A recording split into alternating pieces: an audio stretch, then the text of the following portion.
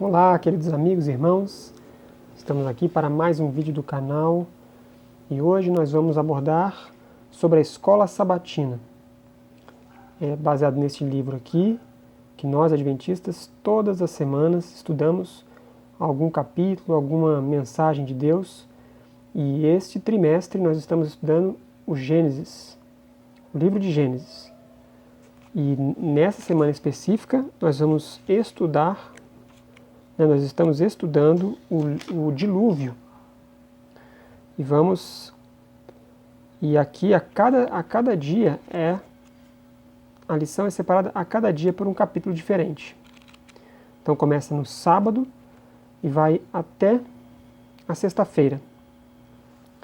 Então aqui nós temos a mensagem, o verso para memorizar da lição, que está em Mateus 24, 37, que diz assim: Assim como foi nos dias de Noé, assim será também a vinda do Filho do Homem. Então, irmãos, a gente percebe que antes do dilúvio, o povo que viveu antes de acontecer o dilúvio, os antediluvianos, eles tinham três características fundamentais. Eles eram glutões, eles tinham culto ao estômago, eles viviam para comer e não comiam para viver, já viviam de uma forma totalmente desregrada com relação aos alimentos, que viviam para o prazer, se deleitavam e exageravam, comiam de tudo que viesse à sua frente e de maneira totalmente desregrada e corrompida, de maneira já que o seu paladar já estava pervertido. Eles eram imorais, viviam uma depravação sexual. Deus não havia permitido o casamento com mais pessoas, era só um homem e uma mulher, e eles já se casavam com mais pessoas, com mais mulheres. Não era o casamento monogâmico que Deus instituiu. Já existia ali, no caso, a poligamia, que era contrário ao plano de Deus. E eles eram violentos ao extremo. Violentos ao extremo. E do mesmo jeito que a sociedade era, assim também será a nossa antes da volta de Jesus. Então é isso que o texto está dizendo. Assim como eram os antediluvianos, antes do dilúvio, assim também está sendo a nossa sociedade hoje, antes da segunda vinda de Cristo. E tem um texto de Ellen G. White, e está em Patriarcas e Profetas, que diz assim: Deus havia concedido dons especiais aos antediluvianos, mas eles usaram sua generosidade para a exaltação própria, transformando-os em maldição ao colocarem suas afeições nos dons e não no doador, que é Deus. Deleitavam-se em cenas de prazer e perversidade. Não desejavam conhecer nada mais a respeito de Deus e logo passaram a negar a sua existência. Os homens se divertiam com a violência, sentiam prazer em destruir os animais. O uso da carne como alimento fazia com que eles se tornassem ainda mais sedentos de sangue. Assim, acabaram desprezando totalmente até mesmo a vida humana. Ninguém vai tão longe no pecado como aqueles que já receberam uma vez a luz, mas resistiram ao convincente Espírito de Deus. O mundo tinha se posicionado contra a justiça de Deus e suas leis, e Noé era considerado um fanático. Então, irmãos, a lição também ela aborda que Deus tudo vê. Ela faz um paralelo aqui na nossa lição, que Deus viu que era bom, e depois muito bom. Isso tudo na criação, no começo do Gênesis. Mas em Gênesis 6, verso 5, o Senhor viu a perversidade do homem que se havia multiplicado. Ele viu Ele viu essa perversidade se multiplicando. Então Deus vê as coisas boas, mas vê também as coisas ruins. Omissão de fazer um bem ao outro é também uma forma de maldade. E tem uma frase que eu vi essa semana, que diz assim: eu não me assusto com o barulho dos maus, mas me surpreendo com o silêncio dos bons. Então, aqui fica essa lição, né? A indiferença é terrível também. A indiferença pode ser maldade, porque a pessoa não promove o mal, mas ela também não promove o bem. Então, não fazer o bem quando se pode é fazer o mal também. Então, Deus viu que a imaginação do homem estava voltada, estava entregue à maldade. Nós, irmãos, todos nós humanos, temos a inclinação para o mal. Todos nós, devido ao pecado, nós temos a maldade em nós. Temos esse mal. Mas o Espírito Santo, ele pode nos ajudar a desviar do mal, a andarmos no caminho de Jesus Cristo, a sermos libertos deste mal. Não podemos deixar o mal sobrepujar a nossa mente. E Deus viu que nós, seres humanos, que aqueles humanos, antes do dilúvio, chegaram a tal ponto de maldade que não tinha mais volta. Eles não se arrependiam. E Deus não podia permitir que o mal continuasse na terra, devido ao grau que já estava se desenrolando, devido à maldade, devido às atrocidades que eram cometidas. Deus é amor, mas Ele também é justo. Agora, Deus, Ele diz que se arrepende de ter criado o ser humano. Será que Deus se arrepende mesmo? Deus pode se arrepender? E aí a gente entende que o arrependimento de Deus, ele é completamente diferente do nosso. O nosso arrependimento depende de algum erro. Se eu faço alguma coisa errada, percebo que fiz algo errado, eu vou e me arrependo. Mas com Deus não é assim. Ele não comete erros.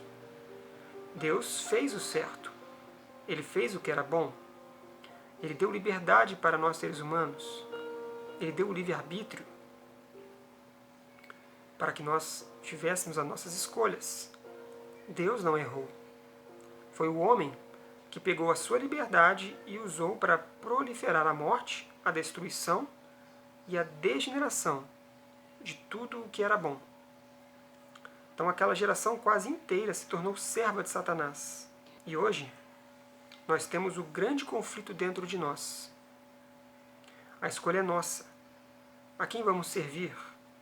São decisões e cada decisão terá consequências. E no nosso estudo, continuando, Noé, ele decidiu estar com Deus. Não foi fácil pregar 120 anos e não converter ninguém, porque Noé apenas conseguiu levar a sua família. Ele conseguiu pregar para todas as pessoas, mas convenceu apenas a sua família, porque ele foi um exemplo.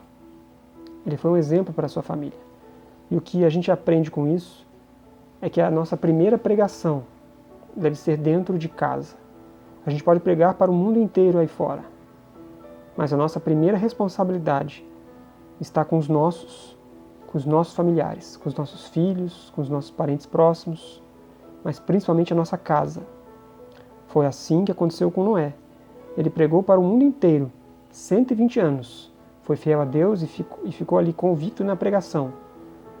Mas somente a sua família é que foi salva, naquela geração corrupta, que não se arrependia dos seus pecados. Ele foi zombado pelaquela geração. E a outra questão que o nosso estudo aborda é sobre a obediência. Noé obedeceu a Deus, ele creu. Noé sempre foi obediente?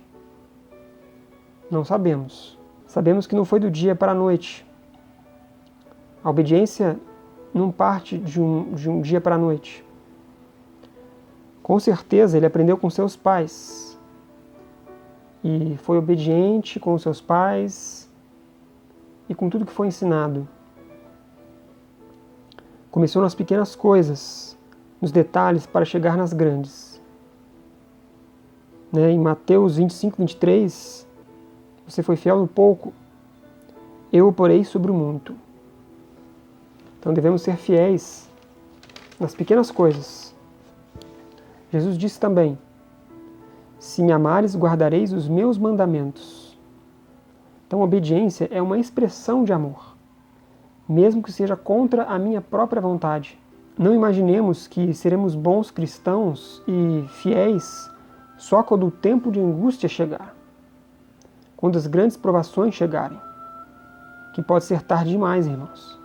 Devemos ser fiéis agora e não esperar que chegue um tempo difícil, um tempo de angústia, como está registrado nas profecias. É nas pequenas coisas que nós vamos nos fortalecendo para realmente obedecermos nas coisas mais importantes. E aqui na lição também fala sobre a destruição. Tudo foi destruído no dilúvio, tudo. Deus cria, mas Ele também põe limites. E assim Ele destruirá uma segunda vez. As pessoas não acreditaram. E assim hoje muitas também não acreditam nessas mensagens de advertência. Não por água, mas por fogo. É o que diz Isaías. E esse é o ato estranho de Deus. Será um ato estranho, destruir a sua própria criação. Imagine um artista que pinta um quadro durante 6 meses pintando um belo quadro. E ao terminar, ele vai e o destrói. Então essa é um estranho ato de Deus. Embora Deus seja santo, puro, Ele seja bondade, Ele seja amor, Deus também é justo. É a mesma coisa como se tivéssemos várias ovelhas e no meio dessas ovelhas um lobo. E alguém dissesse, mas não podemos matar o lobo porque isso seria um ato de crueldade, um ato sem amor. Então Deus é amor, Ele não pode matar o lobo, Ele ama o lobo. Mas o lobo é um perigo terrível para aquelas ovelhas, e se Deus não fizer nada, aquelas ovelhas serão mortas pelo lobo. E é por isso que o lobo que está no meio das ovelhas não pode estar ali. Precisa ser retirado. Precisa ser eliminado do meio das ovelhas.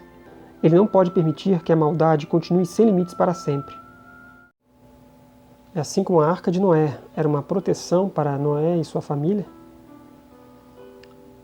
aqui nosso estudo também compara com a Arca da Aliança e o que continha dentro da Arca da Aliança? As leis de Deus, que são uma proteção para nós.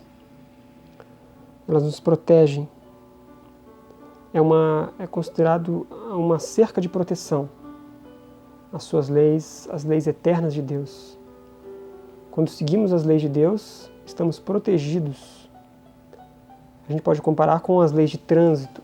Quando seguimos as leis de trânsito, tudo certinho ali, as placas, tudo que é a norma do trânsito, nós temos uma segurança muito maior para dirigir e uma certeza muito maior de chegarmos ao nosso destino, porque estamos seguindo tudo aquilo que a lei diz. A lei não é para nos privar das coisas boas da vida.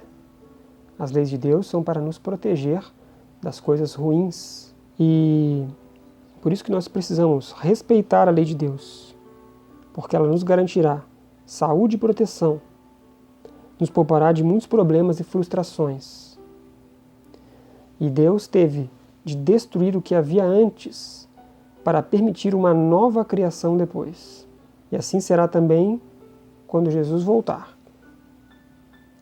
deverá destruir a criação corrompida para começar uma nova criação pura, uma criação que vai andar com Deus, que não existirá mais a maldade. E o que em nós precisa ser destruído para então ser recriado? É isso que tem uma pergunta aqui na nossa lição. E quando analisamos Romanos 6, de 1 a 6, nós entendemos, né, que o batismo significa um sepultamento. Mas o sepultamento com terra? Não. Um sepultamento com água. E nos levantamos desse batismo nas águas como novas criaturas, que não estão mais comprometidas a viver no pecado. Somos comprometidos agora a viver pela graça de Deus, que não apenas perdoa os nossos pecados, nosso passado, mas que também é um poder que nos habilita a vencermos o pecado daqui para frente. Então, o que precisa ser destruído em nós? A resposta é tudo. O nosso coração de pedra, ele precisa ser trocado pelo coração de carne, puro, que ama a santidade e que ama a Bíblia, a palavra de Deus. É necessário morrer o nosso eu carnal e corrupto. E na quarta-feira, a lição fala que a primeira coisa que Noé fez quando o dilúvio cessou e eles puderam sair da arca, que Deus ordenou a um anjo para que abrisse a porta da arca, que era muito pesada, e só era possível abrir por fora. Quando Noé e sua família saem da arca em terreno seco, depois que o dilúvio terminou, ele fez um sacrifício a Deus, reconhecendo o grande cuidado, a misericórdia em tê-lo protegido dessas cenas tão terríveis. E assim devemos nós também, a cada manhã, reconhecer a misericórdia e a bondade de Deus, por estarmos vivos, com saúde, reconhecermos e agradecermos a proteção do nosso querido Deus. É interessante notar também que na nossa lição tem uma pergunta que diz assim, leia Gênesis 9, do 2 ao 4. Como o dilúvio afetou a dieta humana? Qual era o princípio por detrás das restrições divinas? Então, irmãos, a dieta original que Deus deu a nós, seres humanos, era estritamente vegetariana, antes do pecado. Depois do pecado, continuou sendo vegetariana. A dieta continuou sendo vegetariana. Mesmo que muitos daqueles antediluvianos tenham comido carne, como diz no relato de Ellen White, que diz assim, em Patriarcas e Profetas: antes desse tempo, Deus não havia permitido que o homem comesse alimentos animais, mas agora que toda a erva verde tinha sido destruída, e agora que ele diz é depois do dilúvio, ele permitiu que comessem a carne dos animais limpos, que haviam sido preservados na arca. Então, logo após o dilúvio, em que tudo estava um lamaçal, não tinha erva verde, não tinha frutas, não tinha legumes, não tinha verduras, Deus iria deixar os seres humanos morrerem por falta de alimento? Não.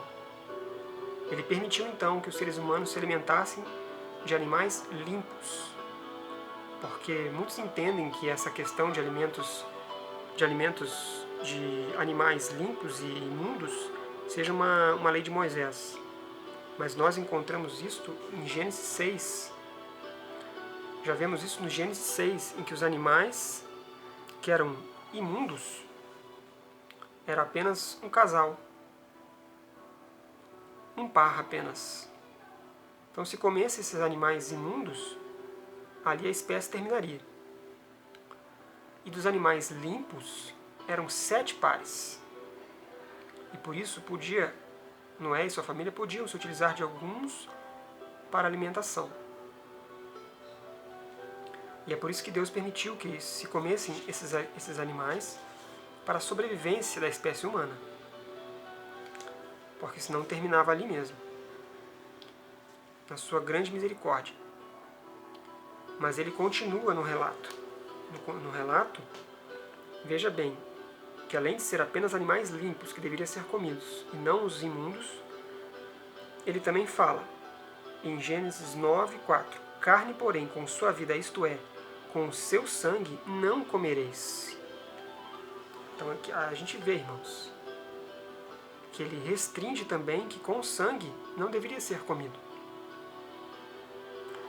Então nós vemos que hoje que muitos cristãos não se atentam para essa lei e comem, aqui no Brasil, todas as carnes têm sangue, porque a única carne que a gente vê aí pelo mundo que é retirado o sangue da maneira correta para escoar todo o sangue do animal, ela é feita lá em Israel.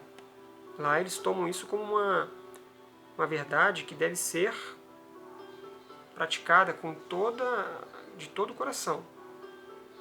Eles se preocupam muito com isso, porque está na Bíblia. E é para todos nós. Porque isso é antes do povo judeu aparecer. Isso está em Gênesis, no Antigo Testamento, mas também está no Novo Testamento. Está também em Atos 15, 19 e 20, no primeiro concílio da igreja cristã, em Jerusalém. Diz assim: pelo que julgo eu, não devemos perturbar aqueles que dentre os gentios se convertem a Deus. Aqui o primeiro concílio estava dizendo que não era necessário a circuncisão dos gentios para serem salvos. E no versículo 20 eles concluem: mas escrever-lhes que se abstenham das contaminações dos ídolos, e agora vejam só, bem como das relações sexuais ilícitas, da carne de animais sufocados e do sangue. Então, essa proibição de comer sangue está tanto no Antigo Testamento, em Gênesis, como também no Novo Testamento, na igreja primitiva, quando Jesus já havia morrido e ressuscitado, e a igreja primitiva estava colocando ali o que era necessário, o que era preciso ser feito, as leis e tudo mais. E a nossa lição, ela termina falando sobre a aliança e a promessa de Deus de não mais destruir a terra com água. E ele coloca o arco-íris, o arco de Deus, como um sinal de aliança para nós seres humanos. Né? Gênesis 9:13, ele diz isso, é o arco-íris, o arco de Deus, símbolo de aliança, que Deus não mais destruiria a terra com água. Quando virem a chuva, não temam. Deus prometeu que a terra não seria destruída dessa forma. Aquilo que Deus promete, Deus cumpre. E esse mesmo Deus que prometeu voltar a esta terra, o mesmo Deus que orientou Noé, é o mesmo que está orientando a nós hoje a entendermos a sua promessa. Jesus está voltando a esta terra, meus irmãos. A Arca de Noé era um símbolo de proteção daqueles que crescem. Assim como a Arca da Aliança, lá no santuário. Ali havia a presença de Deus, ali estavam os mandamentos de Deus, que são uma proteção para nós, para andarmos em caminhos seguros. Nós podemos e nós devemos ser um Noé moderno, pregando a verdade para uma sociedade que está cada vez mais próxima à sociedade antes do dilúvio. Essa é a nossa missão, irmãos. Levar a salvação para o perdido. Levar o Evangelho eterno, a verdade, a advertência para o arrependimento. As realidades boas que Deus criou. O apetite e o casamento. Eles foram pervertidos e passaram de meios para fins. A vida humana consistia no prazer da alimentação desregrada, nos prazeres do envolvimento sexual. O ser humano deixou de ter a sua mente ligada a Deus. e passou a viver uma vida materialista, uma vida dedicada apenas para os seus prazeres. E não é exatamente isso, assim que está a nossa sociedade hoje? Cada um se preocupa apenas com o seu prazer, apenas com o seu divertimento, apenas em adquirir recursos e mais recursos, e em enriquecer cada vez mais, para poder gozar de mais prazeres. Estamos numa sociedade hedonista. O prazer é o que importa. Eles vivem buscando apenas o prazer, um prazer sem limites, em que está em primeiro lugar. E nós cristãos devemos alertar que esse prazer, ele é totalmente passageiro. As pessoas ficam num estado de euforia, buscando apenas isso em suas vidas. E assim, a mensagem de que o mundo está próximo do seu fim, de que todas as coisas serão destruídas, já não impacta mais o coração humano. Ficamos frios e os apelos da Bíblia parecem ser coisas muito distantes, destinadas apenas para os mais velhos. Mas a advertência de Jesus, de que a sua vinda seria uma surpresa, assim como o dilúvio foi uma surpresa, é dirigida a mim e a você também. Vamos examinar o nosso coração. Como temos vivido? Quais são os pecados acariciados que nós temos? O convite da graça nos chama, mas haverá um momento quando a misericórdia cessará e virá o juízo sem misericórdia para aqueles que não se arrependeram. Precisamos hoje confessar os nossos pecados, nos reconciliarmos com Deus e clamar pela graça na nossa vida. Assim como Deus recriou o mundo de pecado, Ele também pode recriar a nossa vida e nos transformar em um novo homem e uma nova mulher, segundo o coração de Deus. Deus é um Deus justo. Ele é amor, mas Ele é justo. E Ele destruirá os ímpios da terra. Porque na nova terra e no novo céu, que Deus vai recriar, não haverá mais espaço para a maldade, para a crueldade, para a imoralidade sexual, para os prazeres mundanos da carne. Não haverá mais matança de animais, nem de homens.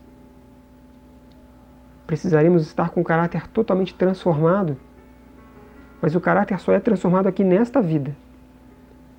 Depois que morremos, nada é mudado. O nosso caráter precisa ser restaurado por Jesus Cristo aqui, nesta vida. E nós precisamos tomar as decisões corretas de andarmos com Jesus Cristo. Deus não permitirá que nenhum ímpio, que uma pessoa que goste da maldade, que goste de matar, ou outras coisas piores, Deus não permitirá. Não será possível. Os justos, porém, serão preservados assim como Noé foi guardado na arca. Serão protegidos assim como foram protegidos na arca. Quando a porta da graça se fechar, os justos, os que querem andar com Deus, foram convertidos e a graça os alcançou, esses serão protegidos pelo nosso querido Deus. E o salmista diz no Salmo 91, se você fizer do Altíssimo o seu abrigo, do Senhor o seu refúgio, nenhum mal o atingirá. Muito obrigado, irmãos. Curte e compartilha. Esse vídeo ficou maior porque eu fiz o comentário da lição da Escola Sabatina. E eu agradeço pela presença de cada um. Curte, compartilha, faça seu comentário. E eu agradeço sempre no nome de Cristo Jesus, que é o nosso Salvador. Amém. Fiquem todos com Deus. Até a próxima.